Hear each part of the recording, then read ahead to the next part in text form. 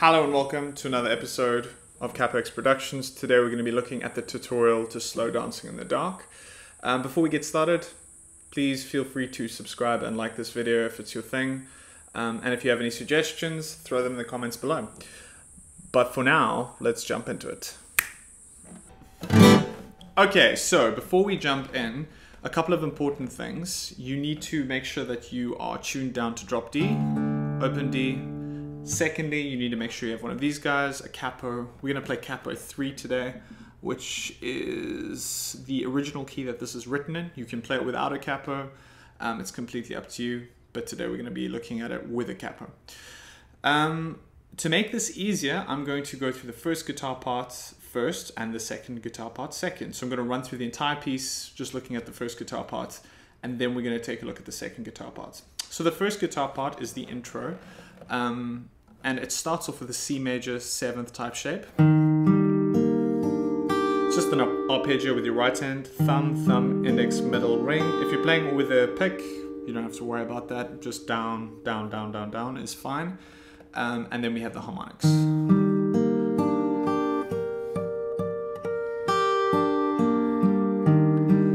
If you're not super familiar with the harmonics, just rest your third finger very lightly on the 12th fret, or in this case the 15th fret because of the capo.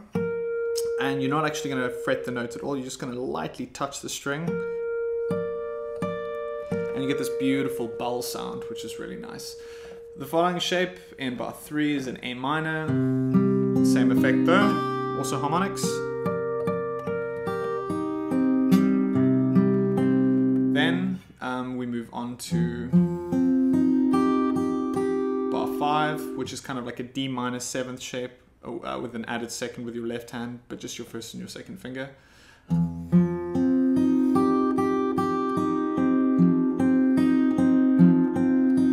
And then this E minor 7th shape. And then an E7. Rest. And then you repeat. You repeat that progression while the melody comes in. So that is pretty straightforward. Moving on to the second page. Here it is the same, essentially the same progression, but I added in a bit of a percussive part to give it a little bit more interest, otherwise things get boring. So the 0 means a wrist thumb, and obviously an X means that you're going to hit the string. So let's try that. That's from bar 17 that we're going to pick things up from. So here I do thumb, index, middle, ring with my right hand, and then I hammer on onto the 5th fret, and while I'm hammering on, I'm sounding the notes out here, like that. And then we quickly jump up to get the harmonics, just like we did before. And then to the A minor with the wrist thumb. Same thing, but here we're going to sound the note by sliding up to it. And then the harmonics. And then.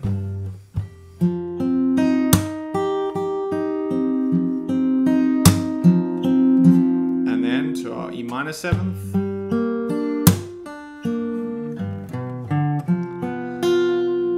Great, so that's kind of pretty straightforward. It's a little tricky, especially getting the wrist thumb and the hits on the strings, getting that kind of working together.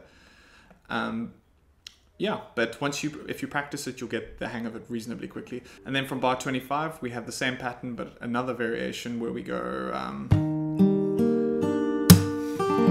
and we have this descending kind of like, it's almost like an arpeggio, but it's really just an upward strum, like that. So I use my ring finger and I just run it straight up, like that. If you're using a pick, that's fine as well, you get the same effect.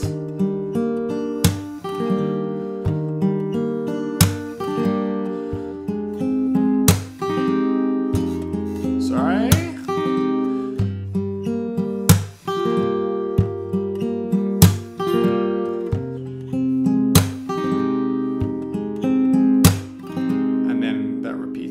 So yeah, that's also another thing that's worth practicing, is getting this upward strum right.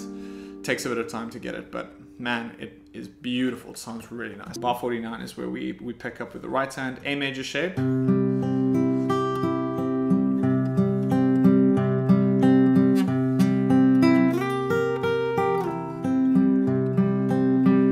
Yeah, so that's such a cool part, especially the way it clashes with the second guitar part. It's this very kind of disconcerting thing, but it works really well. And then bar 53, so most of that is just an A major shape. And then bar 51, before I move on, but bar 51, there's a couple of ways to play this. You can, when I was watching the video, I played it this way. I couldn't remember any of this, so... 5th fret, 3rd, 3rd, 5th, and then back. And then bar 53.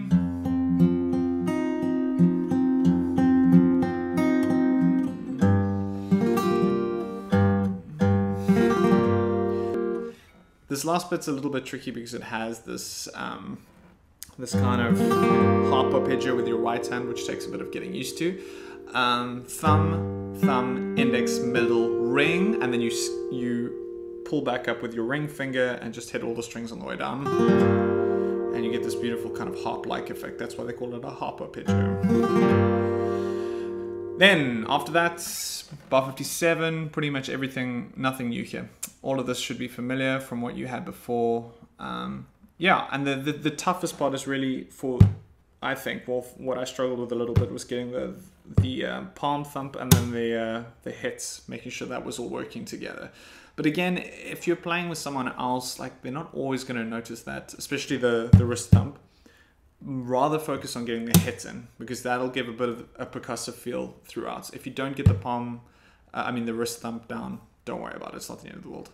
Cool. All right, moving on to the second guitar. Okay, so we'll pick things up from bar 9. 5-3, 5-3. Da, da, da, da, da. Just pull off, and then finally hitting the 5. 2, 1, 2.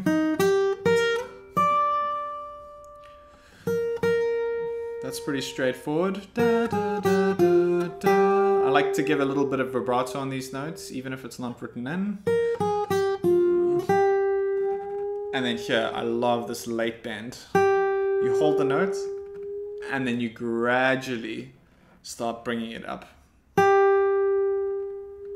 as the note's dying. Oh man, such a cool effect. That I really like that.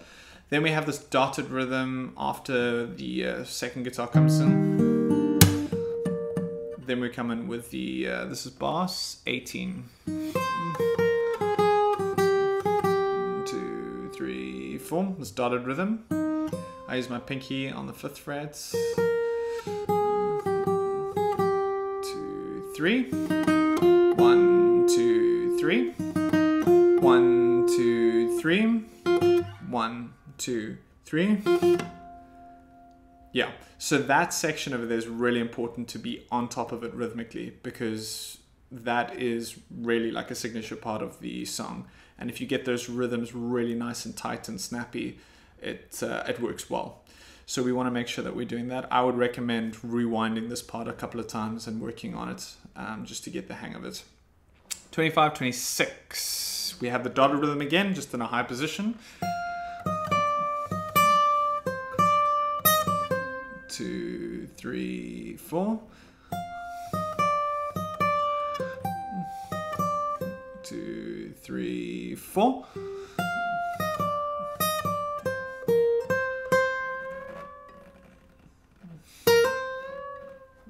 And then we go up to this high 12, 8. And then here I love just holding that note as well. Now, when we jump up to this high position, it's important to also keep track of how high we actually are. This isn't a 15. This is actually, if we're playing with a capo, an 18, which makes it pretty tough.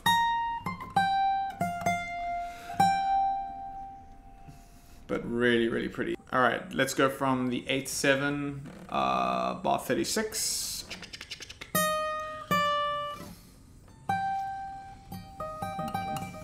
And this part I wrote here ad lib, so you kind of just be very flexible with the timing.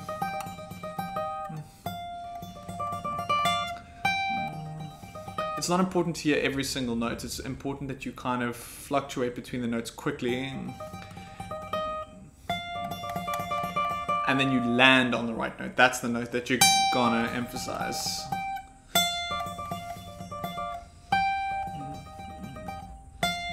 And then everything that happens after that is just an effect. Great. Then after this, we go back to the melody again. This all repeats.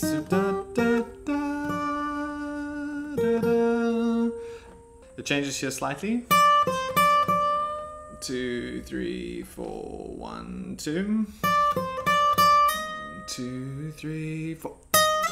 2, 3, 4. Then, as the first guitar has this weird A major shape, you come in with this note on the 8th fret.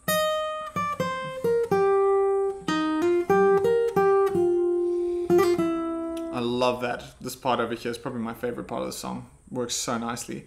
Okay, let's look at that again. So from the 8th, and then you kind of have this pentatonic, and then hammer on, pull off triplets.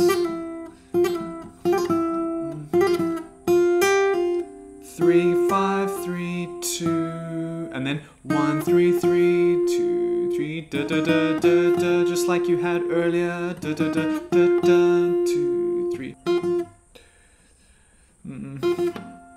Yeah, and that kind of repeats. And then you are home free. The last bit is exactly what you had before, and that, my friend, is a wrap. Long video, thanks for sticking around. Check out my Patreon page and give me some support. Would really appreciate it. And have a flippin' wonderful day.